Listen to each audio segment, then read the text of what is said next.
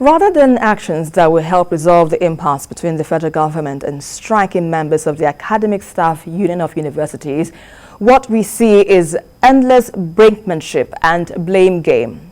Now, the reconciliation meeting called by the Minister of Labour and Employment, Dr. Chris Ngige, to resolve the crisis ended in another deadlock, with the federal government insisting that the demands by Asuu are already being met.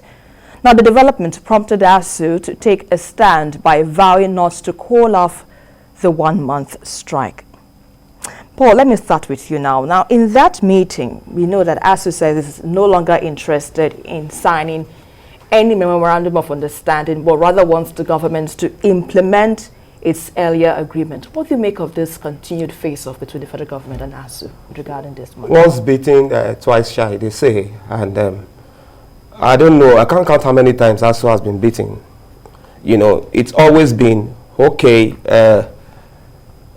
Asuu calls off strike in good faith. You know, I remember 2 years ago, something like this also happened. There was a deadlock. Asuu said, no, we're not going to call off the strike. Somehow, they were persuaded to call it off. And then the same story, you know, we are hearing.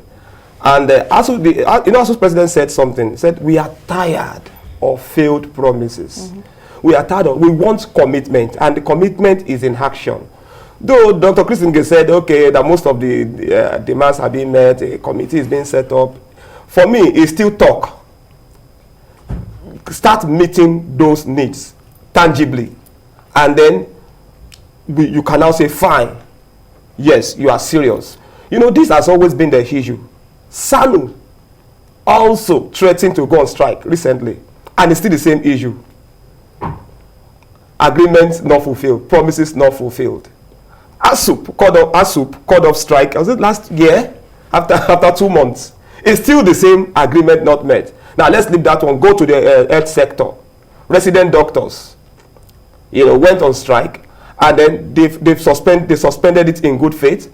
Who knows what is going to happen next? They might also come up and say, look, the promises are not met. So we need to get serious. The promises that are kept in the breach, you know, are no promises. A gift that is not given is not a gift. If you have a gift for me, you keep it under your bed, and you say, I have a gift for you. As far as I'm concerned, you have not given me any gift. And you can't just ask me to keep hoping that things will change. Hope is not a method. Hope is never a method. What you need to do as a government is to meet the demands. Right. That's it. And in meeting the demands now, Mr. Tunde, we understand Dr. Chris Ngige said the government has spent about 92 billion naira so far to implement the agreement. Do you think the government has been fair on its part? Well, I think the Asuu people, they are more or less concerned about the issue of a stabilization fund. When the last agreement was signed, a particular amount of money was supposed to be released over a period of time in terms of infrastructure in the universities. But up to today, nobody can pay any fees. The only thing you will see in most of the federal universities, private sectors, intervention or initiative in most of them are using their own infrastructure. Now, the onus is that, yes, you may say that Asuu people are selfish, but what is the point? The same infrastructure you are using to teach 10 years ago or 15 years ago, you are still using till today. Especially those who are into sciences, engineering, and some other things. So I think the problem with us is that I am beginning to have a strong conviction that governments in Nigeria in the past 2 decades, we have no respect for all our institutions. We have a national penchant for deliberately frustrating those institutions so that government can continue to be relevant. And in a society where people don't actually recognize their rights, they don't go home, we don't use election as a period to demand for issues. We don't vote in Nigeria based on issues. If you vote on Nigeria based on issues of health sector strike, issues of education is enough to hold down the country. But I now think that both students and other organized sectors must begin to devise some other ways. Like today, students, people, they block Lagos-Ibadan Expressway. One is not saying that it is a good thing. It will affect the economy. But I am telling you, they have to devise a way of drawing Nigerians to join and to sympathize with their action, because it will appear as if government, a government that sat down, constituted a committee, and the committee came out with a recommendation, and your representatives signed that agreement, and it is taking 13 years now to fulfill that agreement. And I think it is unfortunate to say that the government is not sincere enough. In Kaduna, in Abuja today, they block Suleja Abuja route because of the same thing. So students are beginning to take their destiny in their own hand. And it is unfortunate that those people who are making policy in Nigeria, we don't know that a nation that failed to educate its citizens, a nation that failed to provide health facilities, you now begin to ask yourself, what is the essence of governance when we cannot provide basic infrastructures? The only thing we do, whenever the FEC meets in Nigeria, the only thing you hear is that a so contract has been awarded. That is the only thing you hear of FEC. You will never hear any policy statement that affects students, that affects education sector, health sector, and some other things. The only thing you will hear is that we have been awarding contracts. And to what extent have those contracts impact positively on the life of Nigerians? That is the question you ask. So on this issue of education, I think, like Asuu said, enough is enough.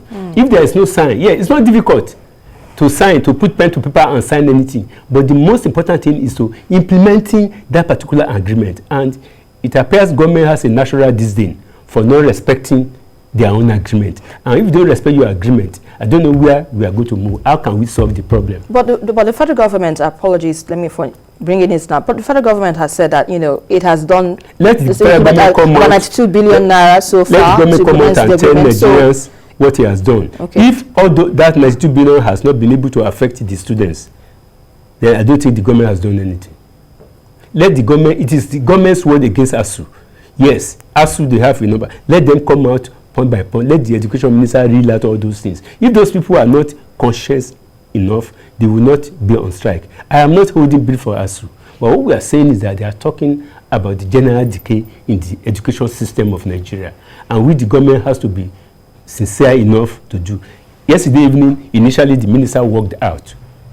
Yes, if the government is, like I said, they are serious of the fact that they have done something, let them come out and tell Nigerians what the federal government has done. So that we can begin to hold Asuu accountable, that Asuu, you have not fulfilled your own part of the bargain. Before you go on strike, at least they are lazy. Anyway, this strike they are on, the last one they did last December, they only suspended it. It was a suspension, not calling it off. They suspended that strike to give the government enough leeway to come to terms with the agreement they signed. But up to today, they believe the government is here to do it. Let the government come out and tell Nigerians what it has done.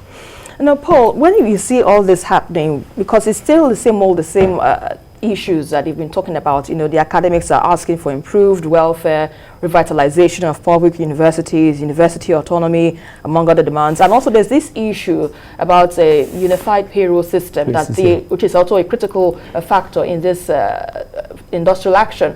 Do you think perhaps the two parties involved are not ready to, give this issue, let it be to rest? Because when you have students coming out and say they want to be a part of this protest so that our education is not truncated, one is left to ask, are we now left to do things on our own without the government having to, put its leg forward and say, okay, this is my jurisdiction, this is what I have to do, this is my duty to ensure our citizens, our youth are educated? That is what it has to come to, because these are recurring issues.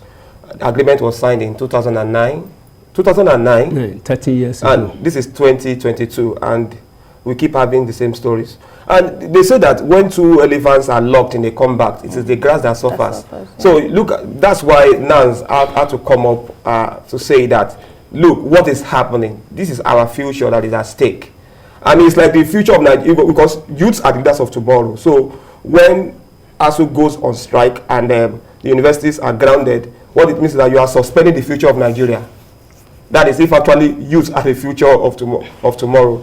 The leaders of tomorrow, sorry. Yes. Okay. So I was even saying before we came on air that what I even expect is for the parents to also start protesting. The parents who send these children to school. Because those parents can come up and say, look, we don't have the money to send our children to private universities. So many of them are struggling. Many parents would rather go naked for their children to be educated. And then they also bear the brunt. Maybe when they start seeing women with gray hair and men with gray hair, come out to also protest, maybe they will take this thing very, very, very serious. But it's so bad that at this stage in our country, we are still talking about strike. When we should be talking about how to position the universities to meet or to solve the new challenges we have in our country. Last time I came here, I talk about, for example, look at the issue of terrorism. Universities should be at the forefront of providing solutions to this. Right. Okay? Even coming up with drugs or vaccines for COVID and all of that. Now, already we have a problem. We keep on establishing universities, and yet there is so much unemployment. Let me chip this in. When everybody was excited recently because Lagos State upgraded a polytechnic and a college of education, I said beyond the ego that people will now have that, okay, I have a degree, not a diploma. It's nothing. It's nothing. I was studying the German system of education. They have this dual system of vocational education where people from secondary school, a lot of them, a large percentage of students coming from secondary school go into that system. You know what they do? They go through apprenticeship. They stay 40% in the classroom and 60% at work. You understand? And then companies, even public sectors, they train them. And over about 51% of the skilled workforce of Germany comes from that system. Now, you have already solved the problem of unemployment. You understand? They still have the universities. But those products of that system are highly skilled. That's what you'll be talking about in Nigeria, not just adding universities to university and then still the same thing. You still get lecturers who will not be paid. Lecturers who will still complain about earn allowances. So you have canvassing for vocational institutions, if I'll get it correctly. That is the way to go. The polytechnics were established for a purpose. The purpose have been defeated. You understand? Purpose have been defeated. The polytechnics majority of them are just glorified secondary school. Universities are not faring better. So why not? Let's begin to talk about how to reposition. We should have gone past all of this. This is in fact, it's a distraction. It's a distraction. This impedes the progress of our country. It impedes the progress of our youth. Maybe it's because majority, not all of them, majority of public servants, those political office holders, they have their children abroad, trained abroad. Maybe some of them have them in private schools. So they don't care about these ones. Many of them will come out, they don't even have they don't have a future, no job. Many of them will carrying CVs up and down, sharing CVs. Many of them will still, you will be surprised, at the age of 30, some are still depending on their parents to feed them. So how do we get how do we solve these problems? Those are the things we should be talking about, not this one. It's unfortunate.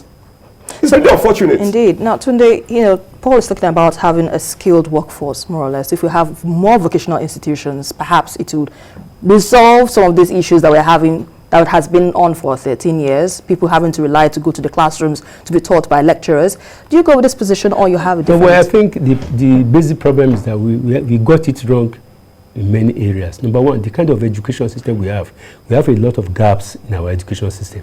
Not everybody is primed to be a university graduate. Exactly. Not everybody should be in the four walls of a university. And the essence of education is to take care of specific areas of need of a particular country. Right. Now, I could remember when I was in secondary school, I can tell you, a day in a week is devoted for us to visit a vocational center about 5 kilometers or 2 kilometers away from my secondary school. We go there in the morning and we leave there around 12 o'clock.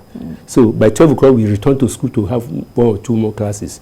Now, when they designed the 6334 system of education, it was to address this educational gap that by the time people get to standard 3, from 3, you do a particular examination for them. You now determine those who are supposed to go for vocational education, who don't have the capacity to go further.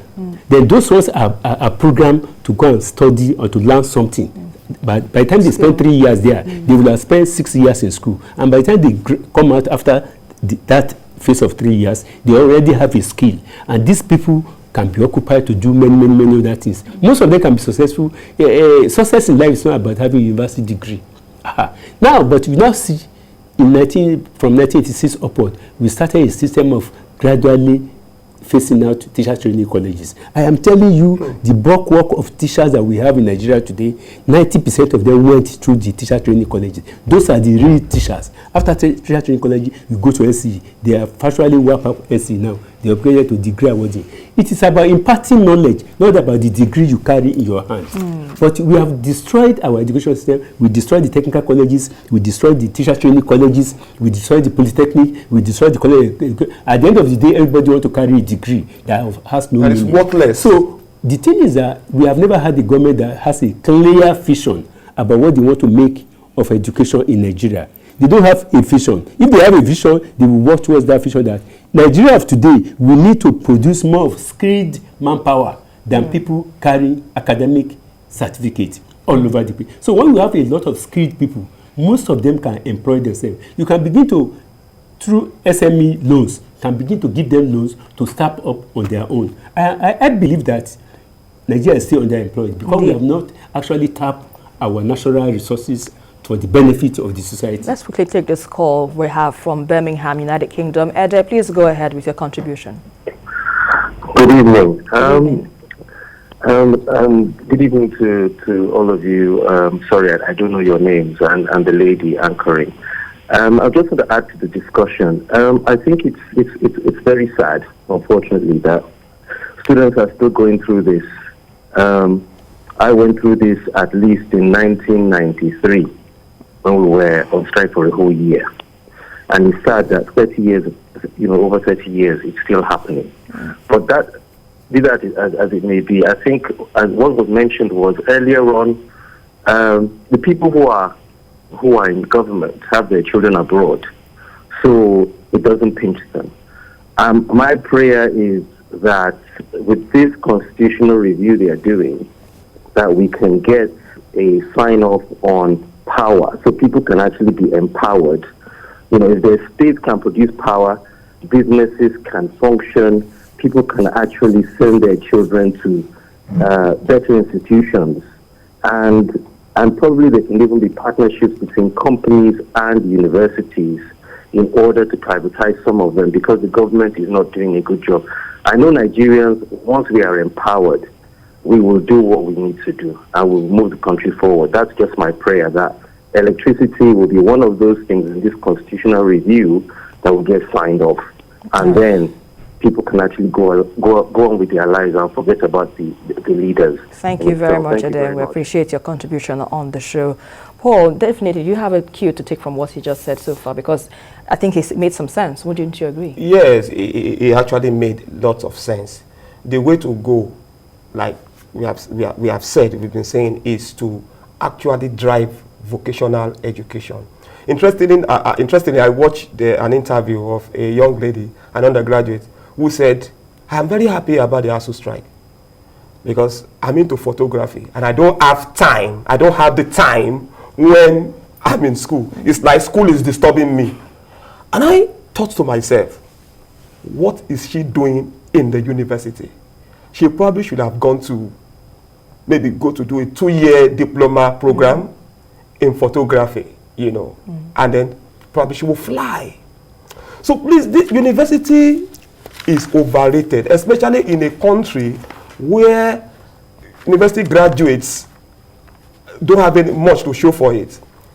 Even in this our profession, I've seen so many people come to the newsroom for IT from the universities, even from private university, and then you wonder, did you learn anything at all? They don't even understand 5 W's and H.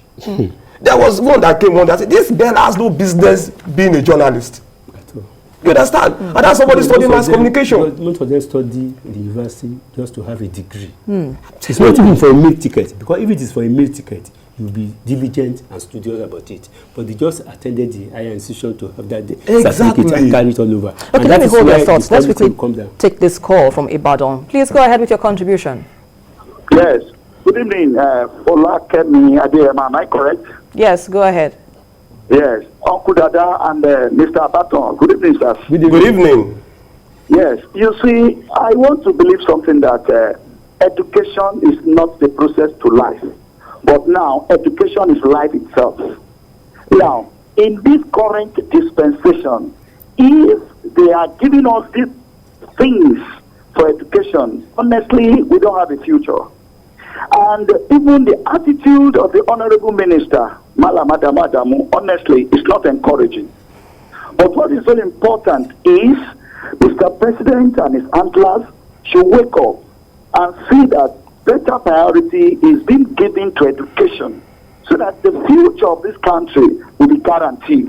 Because a good country that lacks people that are not educated, the country will end up even being in woes and trouble. So I will appreciate it if Mr. President and his antlers will wake up and do the needful. People handling education aspect for him, they are not doing anything good at all. But we need a better improvement on our educational sector and more attention, or else we are sitting on the keg of a gunpowder. And I pray. All right, thank you very much for your contribution. We appreciate your thoughts so far. So, Tunde, before we wrap up this segment of this discussion, our initial caller talked about constitution review. Perhaps this should be incorporated when we're talking about the education sector. Do you go with that submission, or is there any other thing you need to add so that we can have this situation, put behind us? Well, I think education in Nigeria it's on the concurrent list. It's not in the exclusive list. I think what we need to do is let the constitution be done in such a way that each of the 36 states in Nigeria will design a program that fits its own nation, its own needs. Manpower needs of each of the states of Nigeria, because the manpower needs of Lagos State, probably Rivers State and Kano State, they may be different from each other. So each of the states of the country should devise an education system that will fit its own need, so that we can begin to move forward. But until we do this thing, but overall, put many laws in the constitution. If you don't have sincere leaders who appreciate the essence of education. Right. Because most of these leaders, they just send their children abroad. But what I keep on telling people is that, what is the essence when you are so comfortable? You have all the money you can have. You send your children to Harvard, to all these institutions, but they cannot even come home because they are not comfortable within the system. All those people around you, they are poor people. They are uneducated people. You can imagine for you to get a tailor or electrician, you may have to go to Ghana or to go to Togo, all these things. So I think we need people that understand what is education in our hem of affairs in Nigeria. It's not about making legislation alone. It is about getting the right people leaders. Leaders to be in government. Nigeria has everything minus leadership. I can tell you that. We have everything. We have everything. But Paul, final thoughts on this issue? Nigeria has everything minus leadership. Let me also add that we also do not have very, very serious following, because we don't elect people based on issues.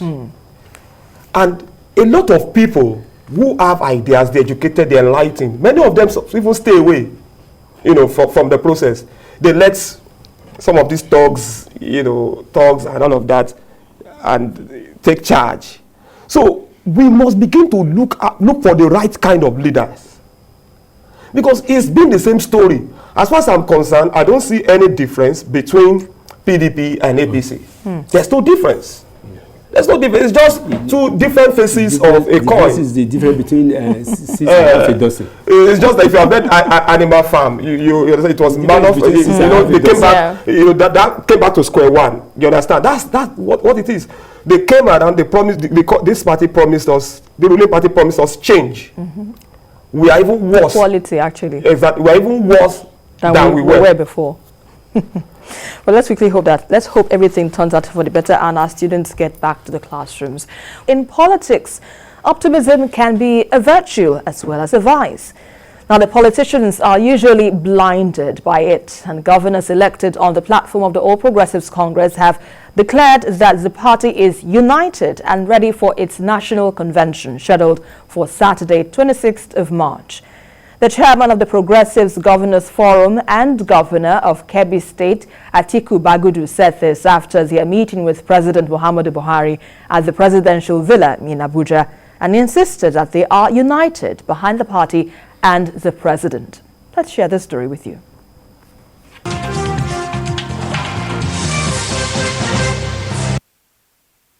The Progressive Governors Forum is one of the, if not the strongest pressure group in the ruling All Progressives Congress, and has dictated major decisions reached by the party in recent times. Many believe the delay in setting the date for the party's convention was down to the fact that the powerful clique wasn't comfortable with changing the status quo, which was firmly in their favor. But now a 26th March date has been set, and there are still speculations that some governors are moving to shift the date again. The visit of the APC governors, 11 in number, is an opportunity to clear the air, and is cause for speculation considering their number. On their way back from the President's office, the chairman of the Progressive Governors Forum agrees to stop and clear the air on that pensive question. Will the National Convention hold on the 26th March?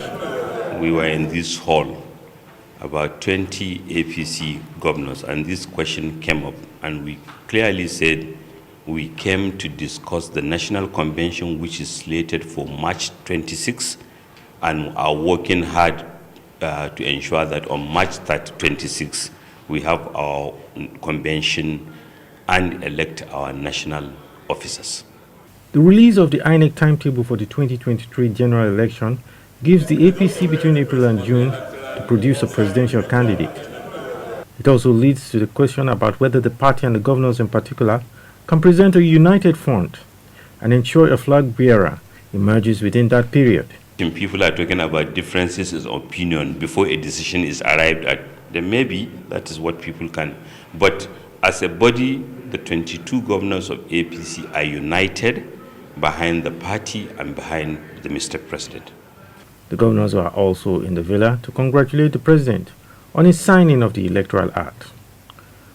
Taya Modu, TVC News, Abuja.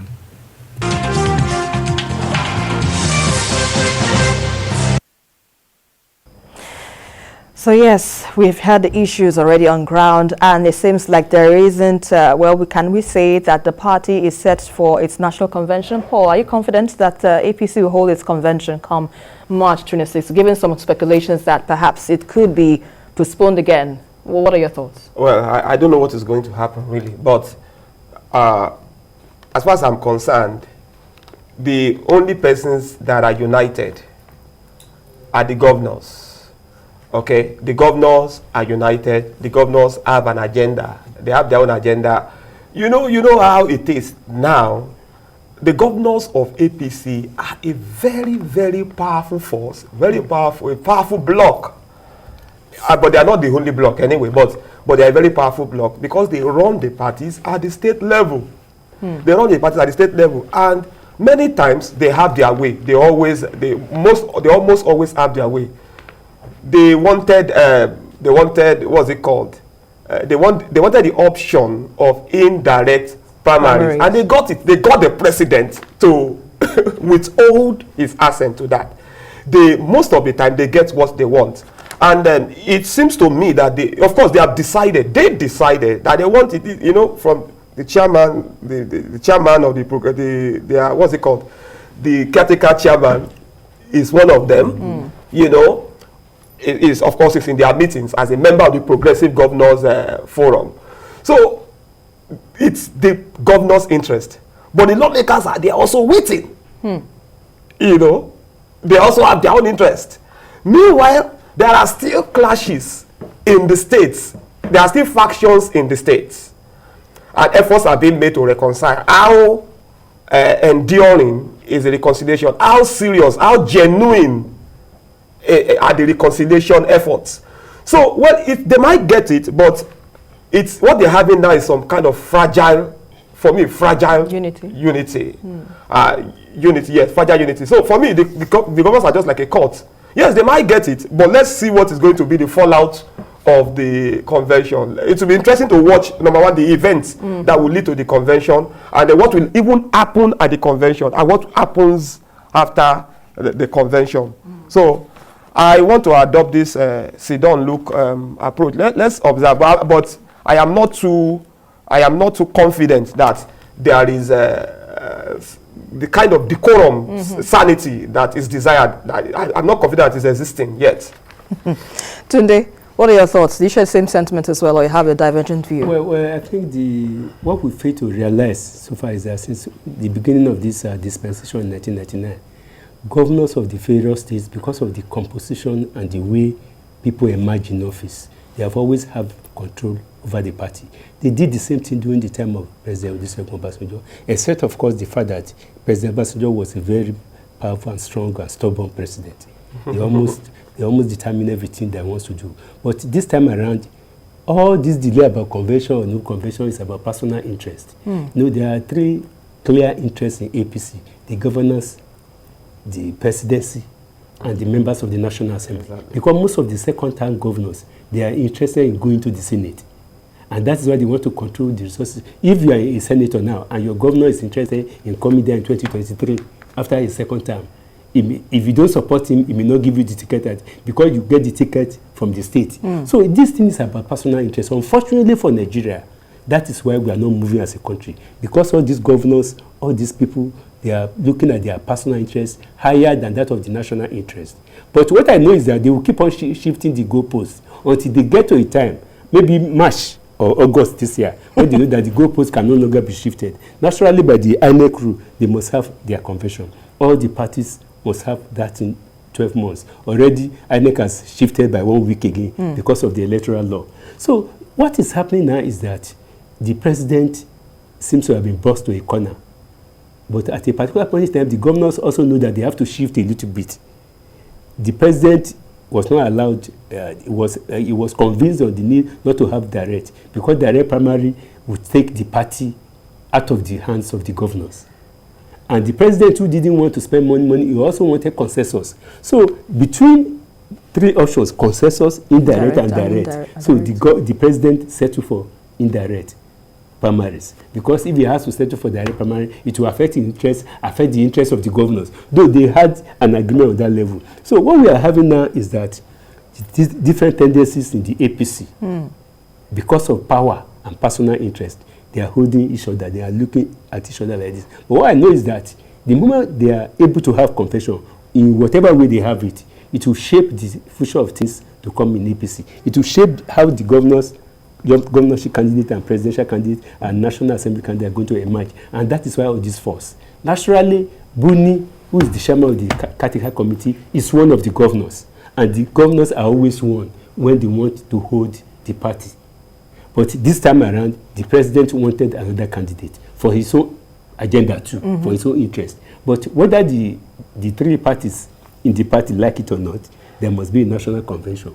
After that national convention, yes, they said they wanted sooner congresses. After that, they wanted to lessen the national convention. But the president, it is obvious that he wanted consensus.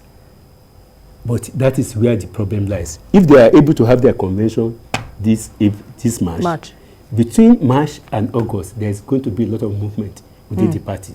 Some governors may even leave that party. Some senators may leave that party. So are you saying that there could be a third force? There could be a third force within the political party when you look at what happens. Because this is about power. And power is about interest. They are not playing it for ideological sake. They are playing it for their own personal interest. So there is going to be a lot of things within the ruling party. But the president has to come out and be firm once. Because except you do this, if the party is not strong, you cannot implement any program. Now, Nigeria has been diverted. Our attention will be diverted from those people who are seeking office. Not about how to solve the problem they met 7 years ago. Right. It is quite unfortunate. So what is happening is that I pray that the APC will be able to put their ass together and have their convention March 26. After March 26, in politics, 24 hours is too long. A lot of things will begin to fall into place. Both the governors who wants to control the party, the presidency, and the members of the National Assembly who have done something. The governors lost 2 weeks yesterday, do you know? They lost control of the legislature. They lost control of the local government. Because now, if the president should sign it into law, no governor can. The issue of a joint local government account is gone. The issue of seizing the money of judiciary is gone. The issue of seizing the money of the legislature is gone. So if you can have independence for these three organs, then we begin to have a semblance of governance in the states. And so it will happen at the presidency. So from what happened yesterday, you may not follow it, but the governors are losing gradually.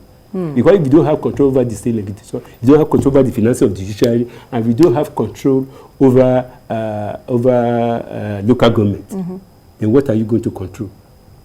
That is why the issue of convention APC is very crucial to the survival of the party. I agree. So, but Paul, when you look at this situation critically, you mentioned that the party is has a little bit of a fragile unity. Yeah. Now, if the party is talking about trying to reconcile differences and ensure that it is ready for the polls next year, what do you think the party should be looking at in terms of uniting all differences so that they can pose a united front next year? APC should simply remember its history. APC should remember how it was formed. APC is a combination of several interests coming together. Remember that some disenchanted persons left PDP when something like this was happening in PDP, when there was a serious clash of interests. So you then had what they call NPDP. So the NPDP came, CPC came, ACN came, a part of ANPP. ANPP came, then ABGA, part of ABGA came together. Now, PDP thought that it was very big. PDP used to boast that we are the biggest political party in Africa. PDP thought it was invincible, unstoppable, and all of that. But then reality dawned on PDP. Up till this moment, PDP has not been able to recover. You understand? Right. PDP crumbled like Humpty Dumpty. You understand? He couldn't believe what happened to it. It was like a dream when it was roundly routed in that election. Now, APC shouldn't think that that cannot happen. Right. So people must learn to suspend their interest for the greater good. Now, these interests are very entrenched. Very, very entrenched interests. Yes, he mentioned those three major interests. The legislators, the presidency, and the governors who fund the parties. We were talking about the fact that, in those days, parties were funded by party members. Party members. People would donate their pennies, convert their pennies joyfully, right. Readily. But now, the almighty governors, they control everything. The watchers. And now we are having individuals stronger than the parties, so they almost always get what they want. But you can't continue like that. You just otherwise they will be surprised. I'm not even thinking of a third force, because by the Electoral Act, only 18 parties are qualified to. So INEC is not going to register any party anymore. But what might happen is that they might even go and join smaller parties or strengthen another party. Right, let me hold your thought. Let's quickly take this call from Jos. Ada, please go ahead with your contribution. Hangout is Ada calling from Jos Plateau State. Yes, we're hearing you. I sympathize with APC. You know what? They are living in denial. All is not well with that party because of lack of internal party democracy. Where you have a democracy without principles, that is the problem. Now, some of them are saying kicking against consensus because the candidate they are proposing. That's an issue. And then they come out on the pages of newspapers and start telling us that they are ready for the convention on the 26th. I doubt very much if they can have that convention on the 26th. And if they have, I just pray they don't end up in pieces the way it's going. It's really unfortunate. Well, but what goes around comes around. That said, Buni is jubilating that he's winning people. The people you are winning, what are you winning them for? You forget that when the chips are down, they go back to their where they came from. And they start sounding spiritual. They will say that their eyes are now open, they were blind, and they will still take them back. That's Nigerian politics for you. Thank you very much, Ada. We appreciate your contribution. Tunde, indeed, she said, what goes around comes around. So it's more like what Paul was positing earlier on. Wouldn't you agree? Well, exactly. Because in 2014, when the parties came together, you see, it is so easy to come together if you have common interest to get something. You sink your differences. You even pretend as if there are no differences. They sunk their differences and they come together. But after having spent 7 years in government, and were only able to have 2 national conventions, it means that the ground can no longer hold again. It means that nothing binds them together except to get power for their own personal selfish ends. And like I said, if the party is able to hold this convention March 26, and the center can still hold, they can still manage between March and August this year when they must produce their candidates. If the center could be held, then the party can survive. If the center cannot hold, like he said, a lot of things will happen between March and August that will make some people Because most of those people in these parties are for personal interest, not for any party interest. No ideology again. In the evening, you say you are in PDP. In the following morning, the man will say, I'm now in APC. So all of them are personal interest pursuing. That is why, principally, the APC cannot even have a control. Now, as the insecurity in Niger State festers, abduction of expatriates on construction sites is now on the rise. Now, killing of some Nigerian expatriates, and the abduction of some Chinese nationals at Zungeru Hydropower Dam in Wishishi local government area of the state comes to mind. In a recent development, 2 construction workers have been kidnapped by gunmen along Lambata Lizon Highway in Guarara local government area of the state. And the bandits who earlier blocked the ever-busy Suleja Mina Road set several vehicles ablaze. Now, Tunde, when we look at these issues, like insecurity is becoming like a norm, particularly in the north. But when you mention bandits having to abduct construction workers, it readily brings to mind, apart from what I just read earlier, what happened in the Niger Delta, where militants were known to kidnap expatriates for cash, and sometimes they won't kill them. You know, this ones too, they are kidnapping for ransom now. Yeah, they are kidnapping for money. So they are doing it for money. What is it that we aren't doing well? As in, I don't know what to say. There's something that we have to agree on. It's unfortunate that, like I said, we don't have leadership that are visionary. We politicize everything. Nigerian security agencies are overstretched, and we have to accept that. We also have to accept the fact that non-state actors in Nigeria, which bandits and terrorists are there, they have more in their resources to commit this havoc than the state actors, the Nigerian police, Nigerian army. Now, go to most parts of the country, you see the army doing most of the job that is reserved for the police. And people have been talking about, let us have state police. But for some people, for their own personal and fictionless, because the Nigerian leaders are not visionary. If they are visionary, they will know that Nigeria is a nation of 200 million people. There's no way you can ask about the combination of police and army, maybe 500 or 600,000 to police them. It is unthinkable. So most of these bandits, why are they doing the kidnapping? Is it not for money? It's for money. It's not for politics. It's for money. So I think now by going for expatriate workers, they know that when they kidnap expatriate, it makes it easier for them to negotiate for higher bid. Therefore, higher stakes this time around. Maybe in the next 3 months, when the politicking gets higher, they will go after politicians. I'm not praying that they go. I'm not saying they should go after them. But what I just know is that government has to know that nobody is safe in Nigeria today. Nobody is safe. You can construct workers. Okay, construction industry is meant to provide infrastructure. They have gone there to kidnap expatriates. They will go there. It's not as if they have those people in mind. They just went there because they know that they are construction companies. They can easily negotiate with them instead of negotiating with government. So it shows the underbelly of our problem in Nigeria today, that Nigeria is seriously underpoliced. Nigeria, the capacity of our law enforcement agencies to enforce law and order and to bring about security has been overstretched. I don't envy anybody in those armed forces. They have been trying their best. But we have to admit that the more we keep on using the old system, we cannot solve the problem. We have to think out of the box and do something about state policing, community policing, and some other things. You know, I was just about to get in there. You know, state policing, and we rightly remember the president said that is not an option. Yeah, he sold it out. He said it's not an option. The problem with Nigerian leaders, I keep on saying that Nigerian leaders are not visionary at all. They are not thinking like a 21st century leaders. Like I said, Nigeria is about 200 million. How can you have these people to police Nigeria effectively when there is mass poverty and hunger in the land? Mass poverty and hunger is part of all these things. And when you look at the background of those people who are doing this thing, they came from the Sahel part of Africa, and they have more ammunitions. To get more ammunition is so easy for them. So how do state actors contain them?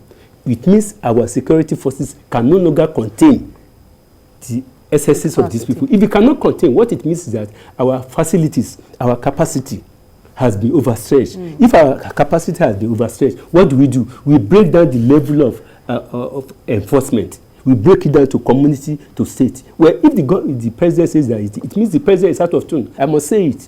Our leaders are out of tune with the reality of the Nigerian situation. Paul, you share the same sentiments, or you have a divergent view? No, my view cannot be divergent.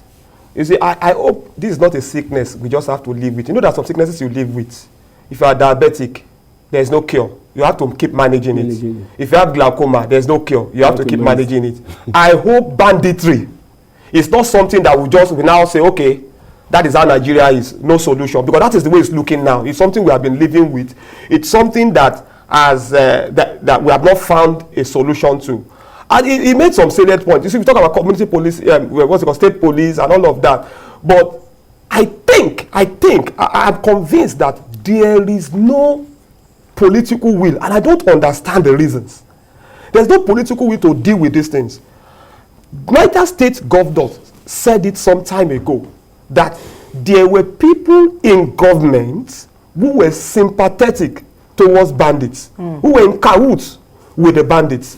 Now, when a governor, a chief security officer of a state says this, you better take it seriously, because I believe he knows what he's saying. He's not just talking. It's not pure beer parlor gossip or something. He knows what he's saying. So what did you do? You have that knowledge. You are aware of that. You told us. We didn't know. And he wouldn't be the first person to say it. Even President Jonathan said something like that Boko Haram was in his government. You know. And when people like that talk, you should take it seriously, because I want to believe they know what they are saying. So, if there are sympathizers of bandits, of terrorists in government, or those who are close to government, then what are you doing about it? We've also heard at least a case or cases of bandits asking relatives of those kidnapped to go deposit the ransom in commercial banks. Yes, it's happened before. Commercial banks. And of course, you know, normally you say that's a very dangerous thing to do. It is. But that particular bank couldn't do anything. It means certain persons in position know what to do. They know these people, but for some reasons they can't deal with them. It's very bad. This continues. It is the same story. It's the same story.